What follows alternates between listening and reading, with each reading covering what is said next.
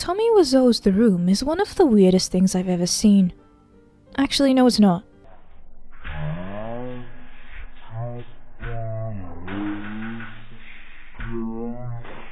Okay, enough of that. So let's get on with the review.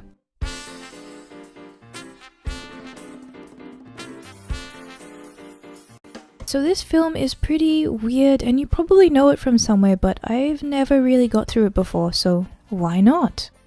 In 2003, Tommy Wiseau had somehow got his hands on enough money to make an abortion of a film that somehow found some fame and infamy on the internet. It's full of oddities, both on-screen and off-screen, along with the book companion soon to be made into a movie called The Disaster Artist. This has some very interesting stuff, but for the purpose of this video, we're purely looking at the film today. It opens with some interesting characters. Johnny, Tommy's shameless self-insert and his blatant excuse to touch people awkwardly while throwing various sporting equipment at them, and the rest of the cast. We have Lisa, who is Johnny's love interest and who is revealed to be a huge fucking slag. Mark, Johnny's best friend, who is named after Matt Damon, because that makes sense. And Denny, whose personality can pretty much be summed up by the still image I keep using from Birdemic 2. There's also Mom who doesn't care about her breast cancer, this guy, this flower shop woman, this guy, and those people. Characters. Done. Plot. I don't know if I would call this a plot. First thing I want to do is talk about this scene, because fuck if this doesn't set the tone of quality perfectly. Yeah, can I have a dozen red roses, please? Oh, hi, Johnny. I didn't know it was you. Here you go. That's me. How much is it? It'll be $18. Here you go. Keep the change. Hi, doggy. You're my favorite customer. Thanks a lot. Bye.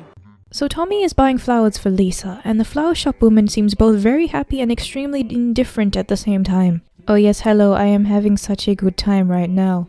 Johnny is a banker, and he's going to marry his fiancée Lisa. Here they are having sex a lot because, you know, that's how you show characters being in love. Constant awkward sex. Lisa becomes unhappy for some reason, so her BFF Michelle and mother, whose name is Claudette, but I'm going to keep calling her breast cancer lady because... I definitely have breast cancer. Come on. Keep hearing rants from her about how she's unhappy. Okay.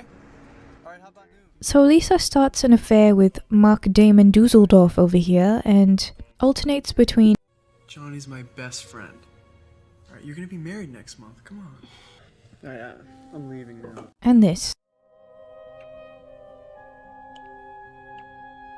So while that's going, Lisa says shit about Johnny and then says good stuff about Johnny. For no reason? Like, look at this, I have no idea. I don't love him anymore. He's so boring. I don't love Johnny. Mom, he's not what you think he is. He didn't get his promotion, and he got drunk last night. And he hit me. I told you, Mom, Johnny is very caring about the people in his life. Danny is creepy, but what else is new? Actually, he gets creepier. He's financially supported by Johnny, and he's a college student, apparently with the mind of one of the guys from To Catch a Predator.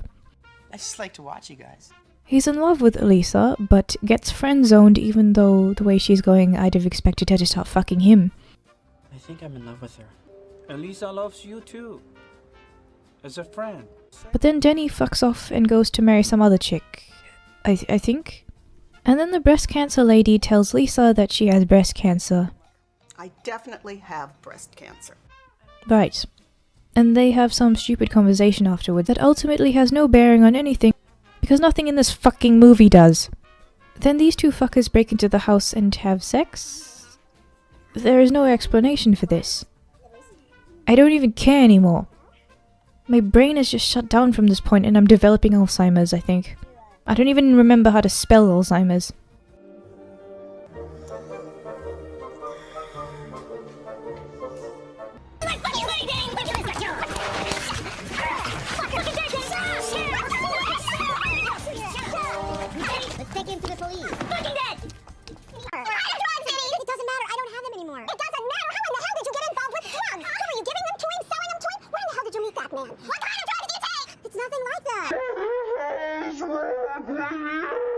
I did not hit her. It's not true. It's bullshit. I did not hit her. I did not.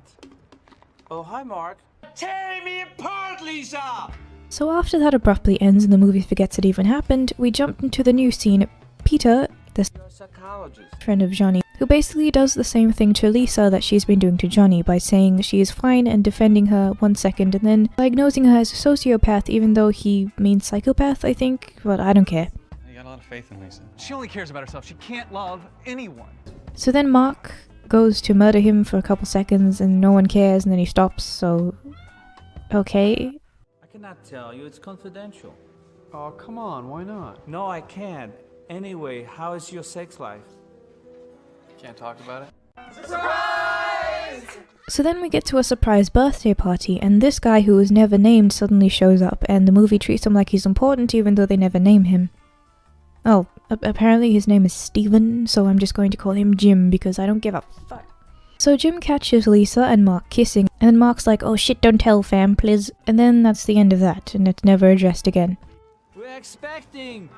So Johnny makes an announcement like, we're having kids, and then Lisa's like, no, I just made that up to fuck with you, lol. She starts being more of a bitch than she had so far, but honestly, I have no emotional investment in this because every other character is a fucking cartoon. Then Johnny has a dramatic tantrum and locks himself in his room. So, is this the room that the movie is named after, or what? Seriously, the room. What room? This room? Where's the room? A more accurate title is Johnny throws various sporting equipment at weird man children and then offs himself. Because, oh yeah, that happens next. Spoilers, I guess. I also forgot to really talk about the weird piece of string that Tommy attaches to the phone for some reason and then randomly turns into a recording of the confession of the love affair because jelly pickles. He listens to this, then... disrespect your surroundings!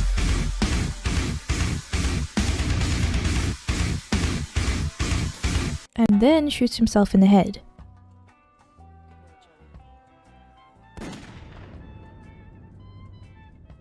Hearing the gunshot, the three other retards run in. Lisa says this means she and Mark can be together finally, and then Mark's like, no, you fucking monster, I don't want to have sex with you anymore. So Denny's like, everyone get the fuck out, but then they all stay. This doesn't make any sense. The room is an experience. It's like someone took a bunch of elements that they've seen in other movies and decided to push them together with some staples and glue, thinking that's what it takes to make a film. And not understanding that you need a level of understanding of the artistry, you need to know what you're doing, you need competence. One of the biggest things about bad films is that they lack competence. Sometimes they look fantastic. They may have the best special effects, they may have the best artists involved, but if those artists don't know what they're doing, then it just looks terrible. Eraserhead is one of my favorite films. Now imagine if that was directed by Michael Bay. Actually no, don't. Looking at Tommy himself, I'm sure the guy is a pretty good sport, though I'm not sure if he is entirely knowing of what's going on. He looks a bit confused. Either way, he acts better than the guy who made Birdemic. Maybe I'll do a video on those sometime. Maybe some bad games too, I don't know. See ya.